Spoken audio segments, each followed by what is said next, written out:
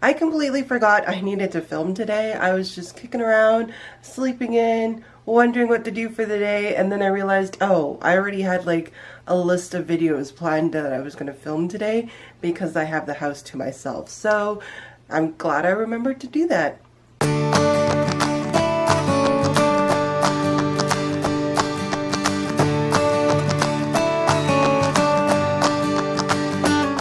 Hey everybody, welcome back to another video. Today is going to be just a little bit of a book chat of something I've noticed happening on my shelves. When I first started BookTube, I was actively avoiding doing this particular thing that has now happened, and it just ended up happening anyway. And now I have multiple editions of the same books. I have multiple copies and different editions of multiple titles, and I have been avoiding doing this. So I'm just going to show you some of the books and just chat about my thoughts of owning duplicate copies of books. When I first started BookTube, the only duplicate books or multiple editions of a book I had was The Hobbit by Tolkien. I bought this edition of The Hobbit because I wanted a different edition than what I already had, and I had this really big illustrated edition, and it was hard to travel with and take with me when I wanted to take it places to read or just read it. It was kind of bulky. So I picked up this copy. But I kept, of course, this copy because this was my family's first edition of The Hobbit and the one my mom was reading to us when we were little. I decided when I first started BookTube to not get carried away because financially I wasn't at a point where I could just buy every special edition or every copy of a book I wanted. So I decided to make smart decisions and just decide on the editions I wanted at that point. So I did a lot of research, especially when it came to stuff like Harry Potter or the Chronicles of Narnia or any other sets I wanted to own at the time. I just did a ton of research of what editions I liked the most, what I liked about certain editions. If I could go into a store and compare different editions, especially with like Jane Austen books, there's a plethora of different editions. So I could feel them, I could look at them, I could look at the page and the wording, and I could decide which editions I wanted to read and own. I'm only slightly more financially stable, so I'm finding myself with a little bit more freedom of doing that, especially with special editions or anniversary editions or illustrated editions or even just multiple copies of classics. Classics are the worst for this because I cannot decide between the plethora of editions that Penguin and Puffin have been putting out for a lot of the editions. It's just mind-boggling how many editions of Pride and Prejudice there are and how I kind of want all of them. I can't really tell you where that shift in my mindset changed of owning multiple editions, because since then I have willingly bought other editions of books I've already owned in different editions. And in some cases that came from, say the books was a duology or a series, but only one or two of the books were available in certain editions. A really good example of this is these Puffin's Children's Classics editions that I'm collecting. Wizard of Oz is a complete series, and I think there's like 7 or 6 books in that series, but only the Wonderful Wizard of Oz is in this edition. Same with the Anne of Green Gables. I think there's 7 or 8 books in that series, and only Anne of Green Gables is in this edition. And then, of course, Thomas Sawyer and Huckleberry Finn are a duology, but only Huckleberry Finn is in this edition. And where that issue came from is I like a matching set or series, especially with a book series or duology sets. I like them to match. In the case of Tom Sawyer and Huckleberry Finn, I found these really inexpensive editions that matched at Chapters. They were like $8, maybe even $3 a book at that point. There's a super great sale on these bargain books from Chapters, so I picked them up because they matched. But now I have 2 copies of Huckleberry Finn.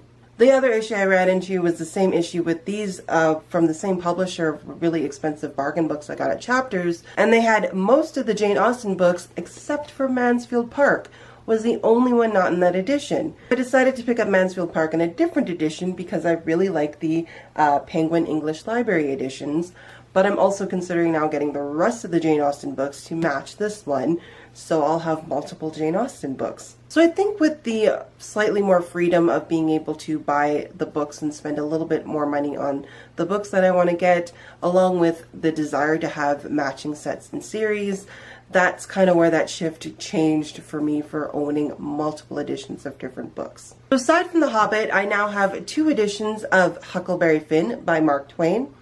3 if you're including the audiobook for that as well, so I have multiple editions of this book. I now have 2 editions of The Book Thief by Marcus Zuzak. I have the movie tie-in cover, which was a gift from a friend, as well as the hardback anniversary edition, which was a Christmas present from my sister and brother-in-law this year. But I think the one that kind of even inspired this video and my little discussion of multiple editions of the same book was one I did not anticipate having multiple editions of. This was the one I most researched of what editions I wanted to own.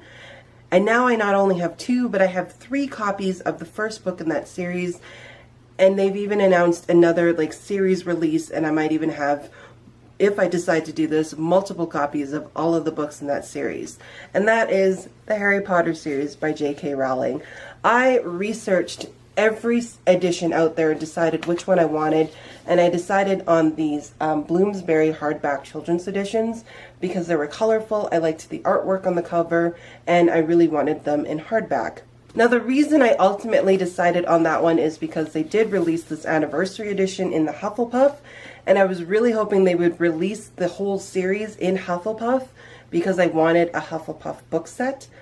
But at that point, there was no announcement on the horizon they were releasing the rest of the book set, so I chose the other set to collect instead. Now they've actually announced they're releasing the rest of the books in the series in the house editions, so I might end up having 2 editions of the Harry Potter books. Because I kid you not, this is just one of my favorite book series that I own in this edition. I loved this edition. If this edition had been announced and available, I probably wouldn't have even bought the other editions. The other one that is kind of the exception to this is the release of the illustrated editions. This was a gift from my friend Gina. I was so blown away by this, and I was really happy. I did want to really own these ones because of the artwork, and they're really a different edition because of the illustrations to it. So this is the one I made it the exception of owning multiple sets.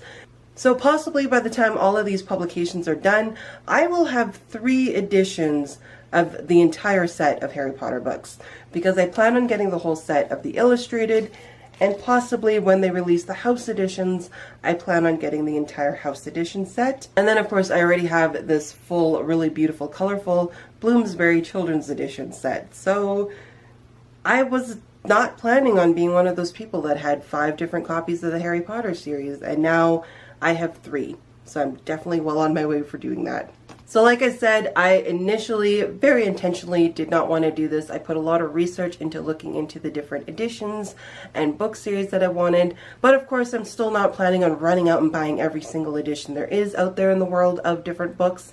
I still very particularly want to collect certain editions and certain collections of books. I hope you guys enjoyed this video. Let me know in the comments below what you guys think of owning multiple editions of books.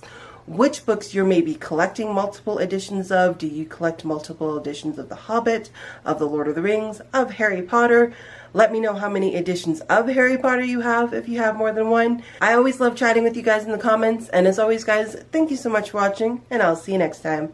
Bye!